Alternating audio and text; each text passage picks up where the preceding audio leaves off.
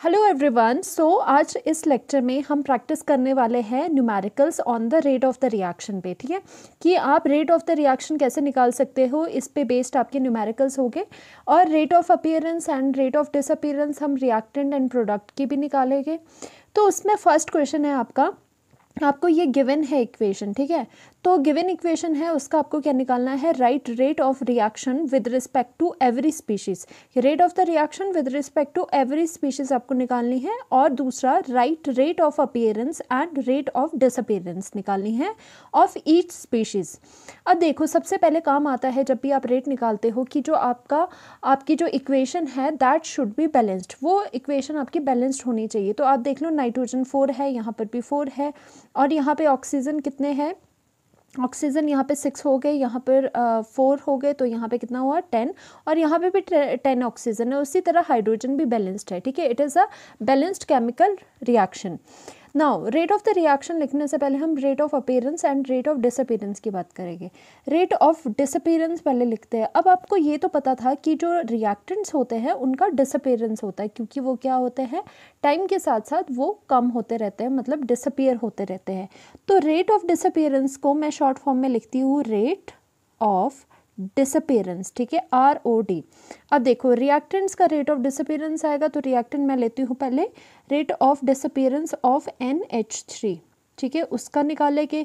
वैसे ही rate of disappearance किसका निकालेंगे, rate of disappearance of O2 oxygen का निकालेंगे। और उसी के साथ साथ हम क्या निकालेंगे, rate of appearance of product. ठीक है, अब प्रोडक्ट में अपीयरेंस क्यों आता है, बिकॉज बाय द टाइम जो आपका प्रोडक्ट है that keeps on increasing, that keeps on forming. ठीक है, तो वो कितना है, वो NO का आपको निकालना है। नाउ रेट ऑफ जो अपीयरेंस है, रेट ऑफ अपीयरेंस ऑफ जो वाटर है वो भी एक प्रोडक्ट है, उसका भी हम निकालेंगे।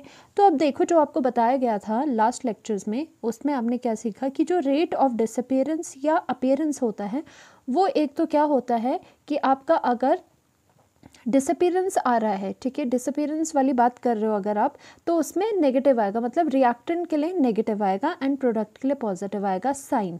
क्योंकि यहाँ पे अगर लिखना चाहो तो मैं सीधे सीधे यहाँ पे पहले नेगेटिव लगाऊंगी और यहाँ पर पॉजिटिव एंड पॉजिटिव लगाऊंगी, बिकॉज जो प्रोडक्ट है वो बन रहे हैं, पॉजिटिव लगा दिया, एंड जो रिएक्टेंट है वो क्या है, उनकी जो वैल्यू आती है वो नेगेटिव में आती है, वो डिक्रीज हो रही है। तो उस वैल्यू को पॉजिटिव करने के लिए, रेट को पॉजिटिव करने के लिए आपको अलग से नेगेटिव लगाना होता है। ठीक है, तो नेगेटिव हमने लगा दिया। और रेट क्या होता है, एक तरह से रेट होता है change in concentration divided by change in time. तो उसी तरह से चेंज इन कॉन्सेंट्रेशन ऑफ किसकी, NH3 की कॉन्सेंट्रेशन। तो यहाँ पर ये स्क्वायर ब्रैकेट हमने लगा दिया विद रिस्पेक्ट टू टाइम, मतलब delta T। With respect to time मतलब टाइम जैसे चेंज हो रहा है उस हिसाब से।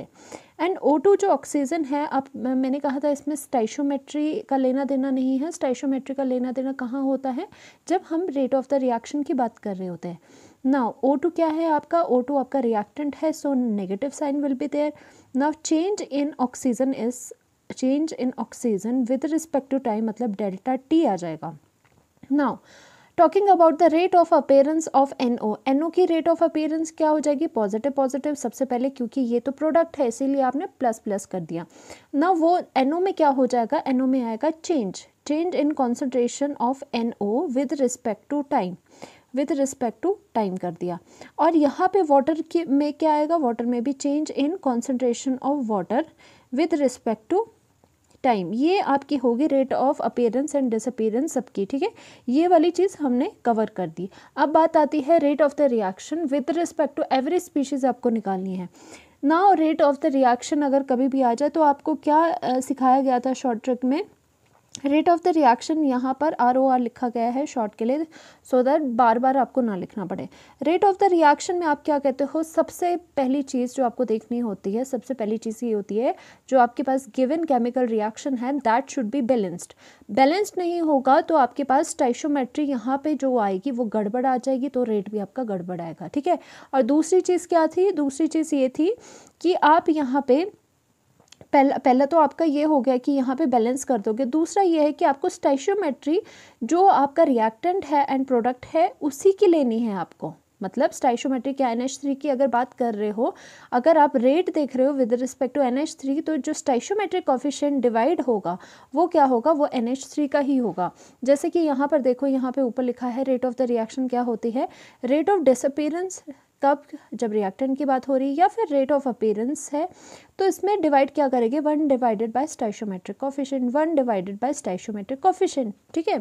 और स्टाइशोमेट्रिक कॉफिशिएंट्स क्या होते हैं, बैलेंस्ड केमिकल रिएक्शन में जो ये आगे आपकी कॉफिशिएंट्स पड़े होते हैं। Now rate of the reaction क्या हो जाएगी इन टर्म ऑफ, अगर आप ये लिखना चाहोगे NH3 की टर्म में क्या लिखोगे, सबसे पहले क्योंकि यहाँ पे अगेन ये क्या है, ये रिएक्टेंट है तो माइनस आ जाएगा, और ये 4 है तो आप क्या लिखोगे, 1/4 लिखोगे, क्योंकि डिवाइड करना था स्टाइशोमेट्रिक कॉफिशिएंट से जब आप रेट लिखते हो।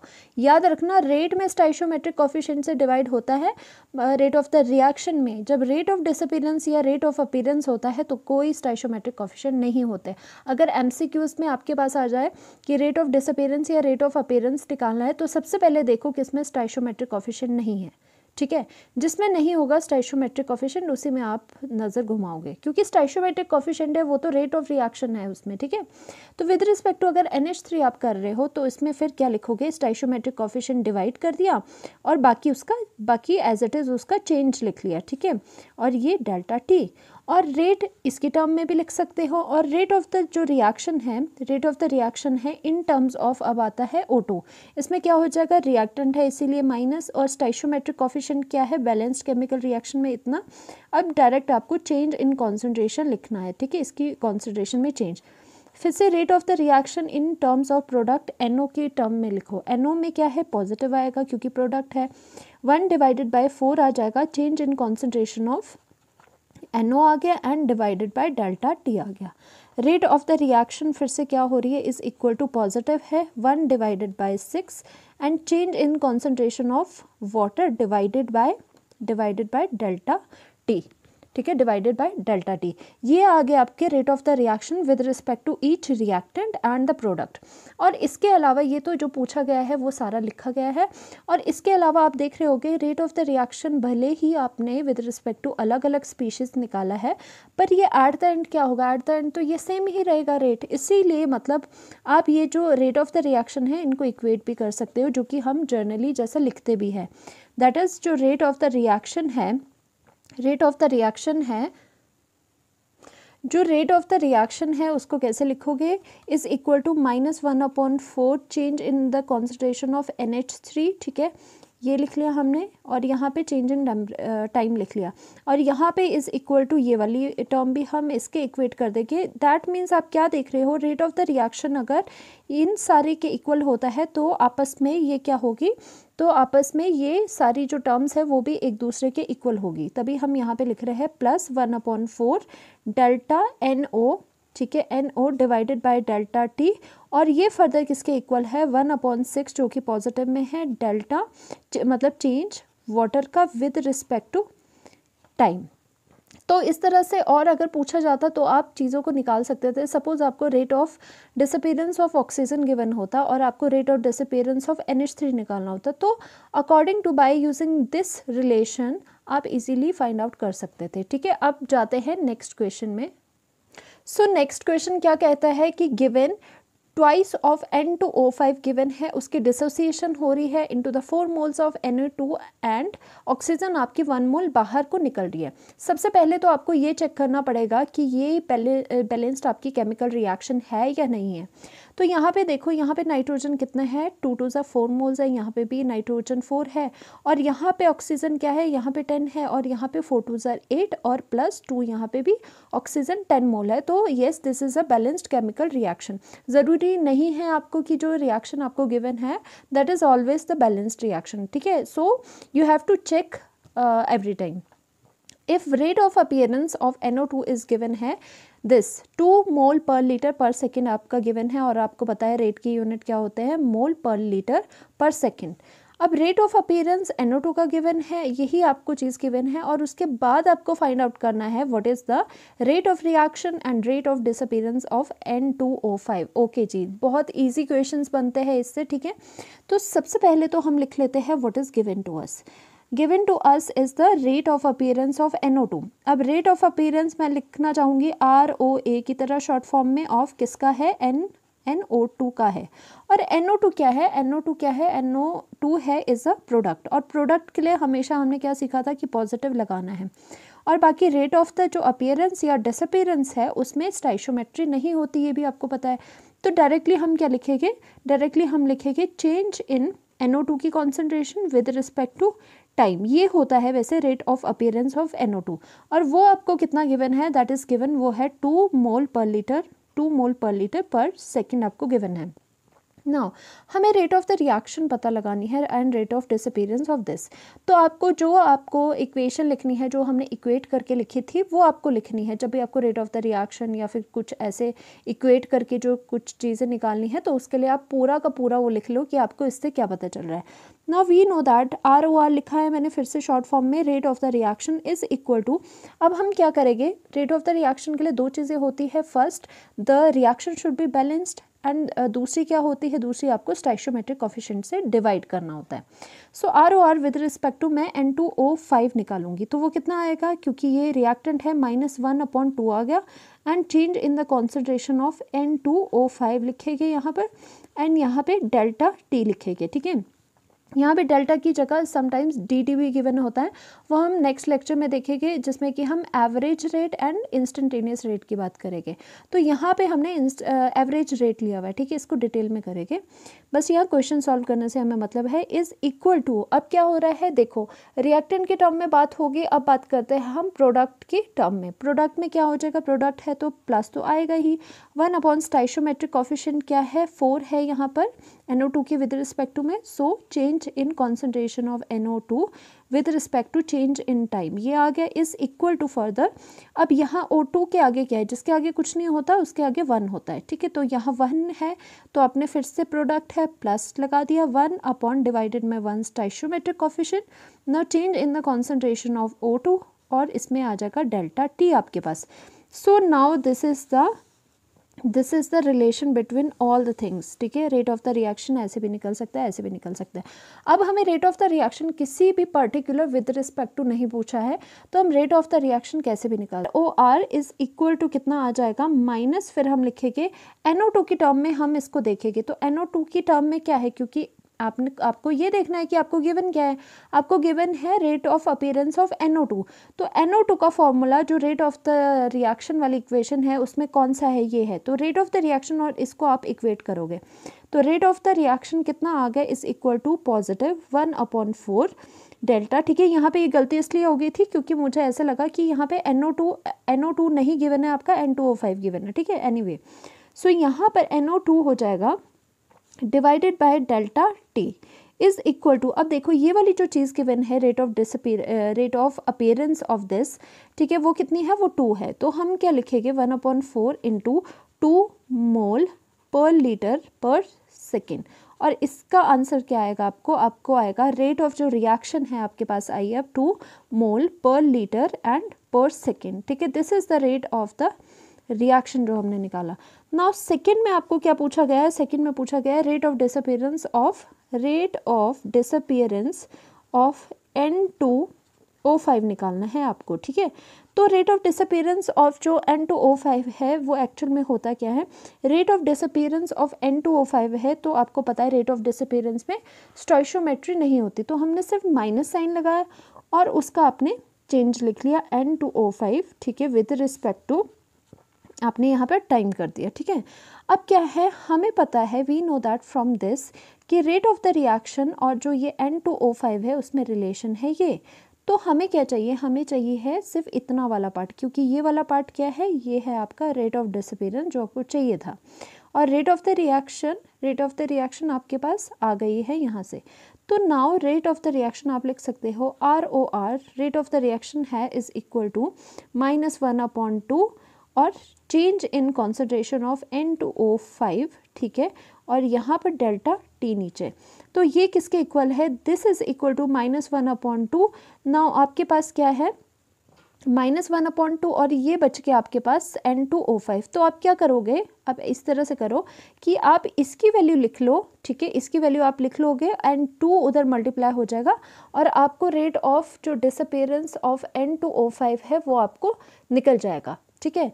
तो हमने ये करा, तो हमने इसको क्या हुआ 2 को उधर लेके और रेट ऑफ द रिएक्शन आपका ये निकल गया था। तो मैंने लिखा कि जो मैंने यहाँ पर इस तरह से लिख लिया, यहाँ पे कम पड़ गई जगह, rate of disappearance of N2O5 कितनी हो जाएगी अब इज़ इक्वल टू, तो यहाँ पर देखो हमने थोड़ा यहाँ पे लिखने में गड़बड़ कर दी, यहाँ पर 2 से 2 कैंसिल हो जाएगा तो ये कितना बचेगा 1/2 आया ये, ठीक है, 1/2 आ गया।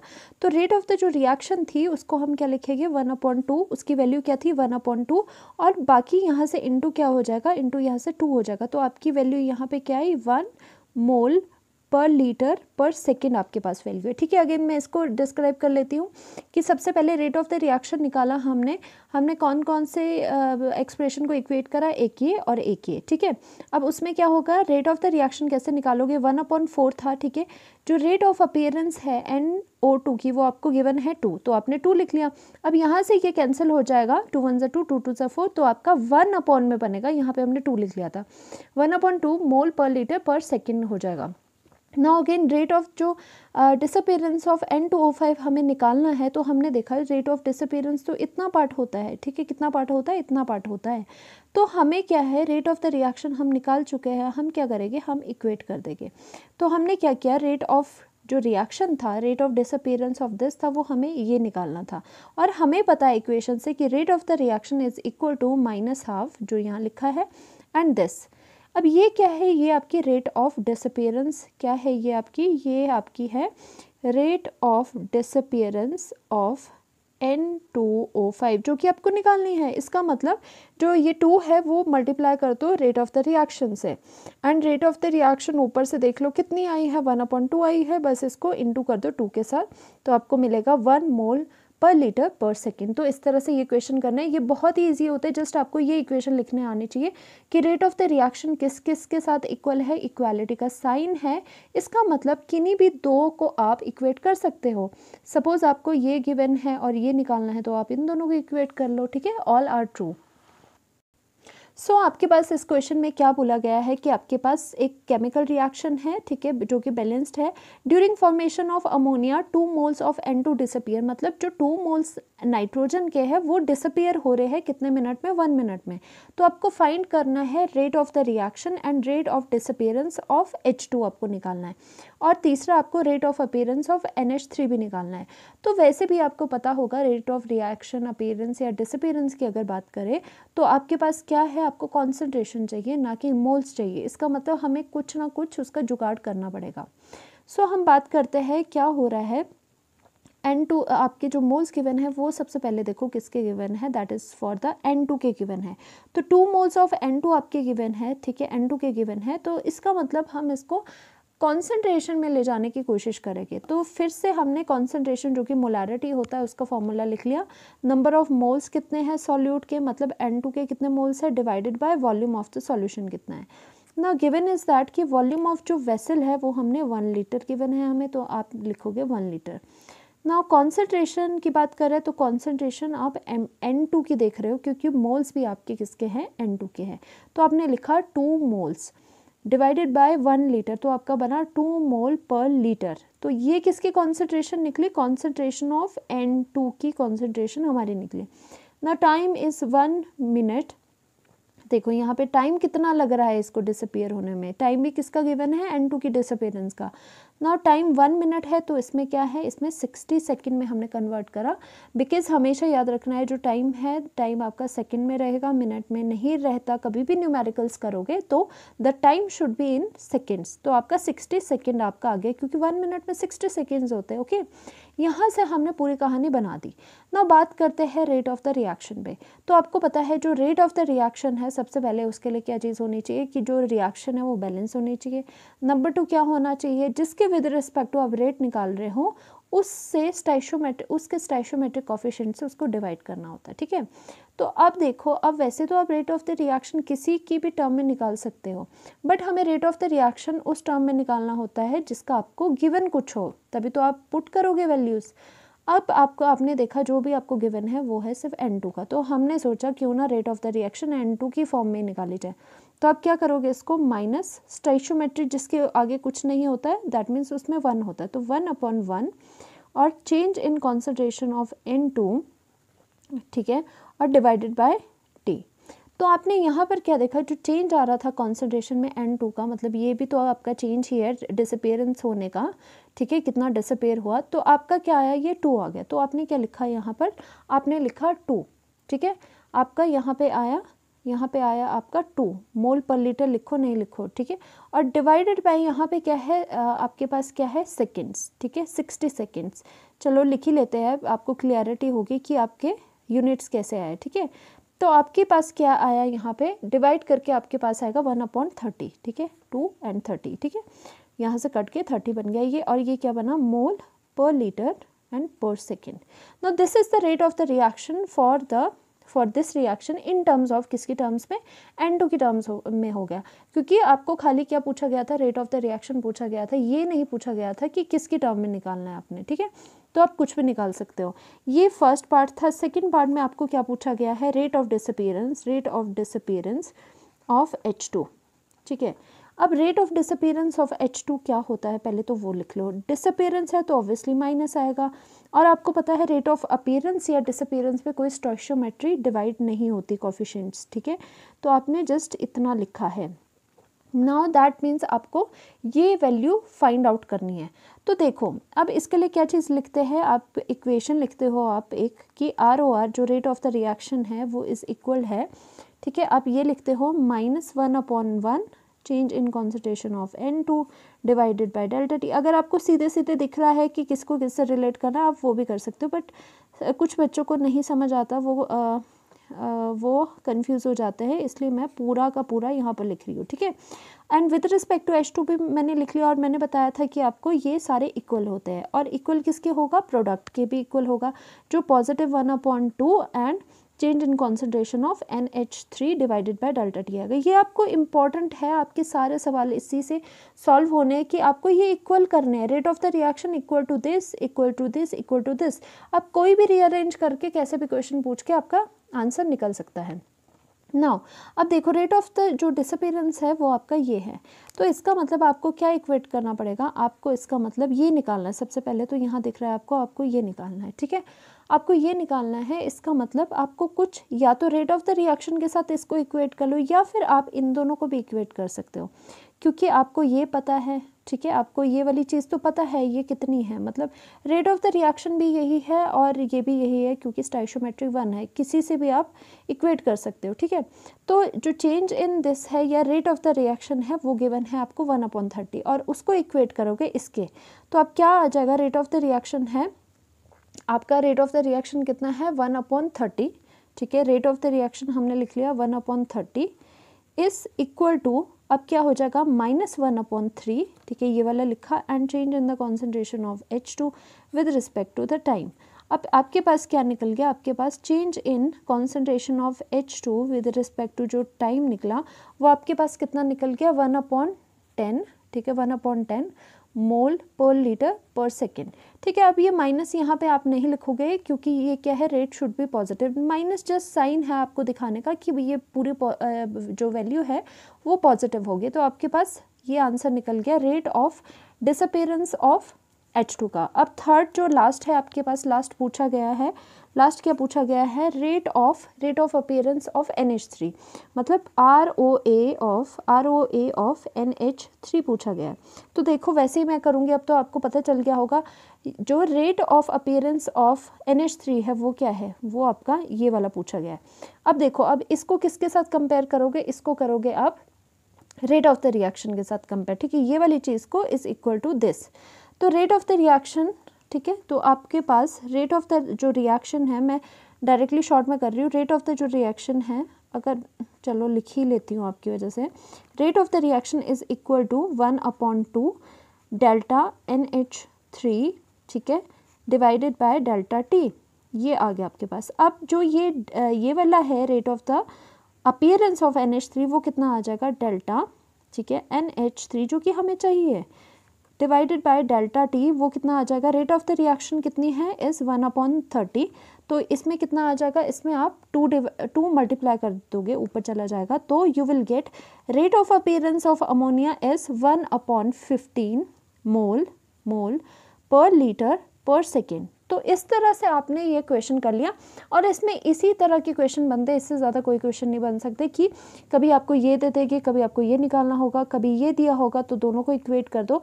बस आपको पूरा का पूरा अगर क्वेश्चन सॉल्व करना है तो आपको ये पता होना चाहिए, ये इक्वेशन लिखना आना चाहिए।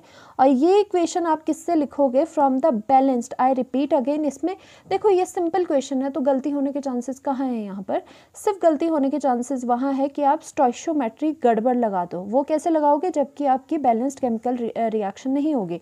तो अगर आप रिएक्शन देख के आप ये इक्वेशन लगा पा रहे हो, देख पा रहे हो, बना पा रहे हो, तो आपका कोई भी रेट ऑफ डिसअपीयरेंस चाहे अपीयरेंस पूछ ले, आपका जो न्यूमेरिकल है वो इजीली सॉल्व हो जाएगा।